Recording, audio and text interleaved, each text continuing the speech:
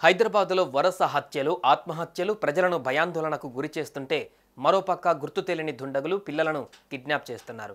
శనివారం అబిడ్స్లో ఓ బాలికను బిహార్కు చెందిన వ్యక్తి కిడ్నాప్ చేసిన విషయం తెలిసిందే. అయితే ఈ ఘటన మరవక ముందే తాజాగా నగరంలో మరో బాలుడి కిడ్నాప్ వ్యవహారం కలకలంగా మారుతోంది.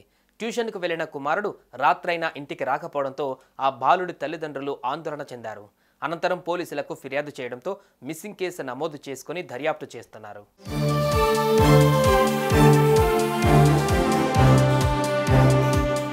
ఇక పూర్తి వివరాల్లోకి వెళ్తే నగరంలోని జిల్లెలగూడలో ఓ ప్రాంతంలో ఓ దంపతులు నివాసం ఉంటున్నారు. వీరి కుమారుడు ఆదివారం సాయంత్రం దగ్గరలో ఓ చోట ట్యూషన్కు వెళ్ళాడు.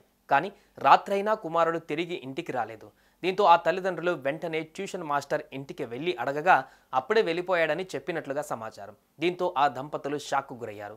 కంగారు పడి చుట్టుపక్కల ప్రాంతాలలో గాలించినా ఫలితం లేకుండా పోయింది. దీంతో చేసేదేం లేక స్థానిక పోలీసులకు ఫిర్యాదు చేశారు. మిస్సింగ్ కేసు నమోదు చేసుకున్న పోలీసులు ఆ బాలుడి ఆచూకీ కోసం గాలింపు చర్యలు చేపడుతున్నారు.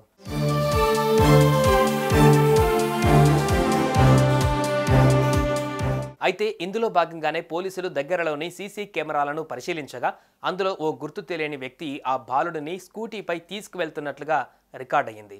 దీంతో ఇది పక్కా కిడ్నాప్ వ్యవహారమే అని పోలీసులు అనుమానిస్తున్నారు. ఇక పోలీసులు బృందాలుగా విడిపోయి ఆ బాలుడి ఆచూకీ కోసం తీవ్రంగా గాలిస్తున్నారు. ఉన్నట్టుండి కుమారుడు కనిపించకపోవడంతో ఆ తల్లిదండ్రులు గుండెలు పగిలేలా ఏడుస్తున్నారు.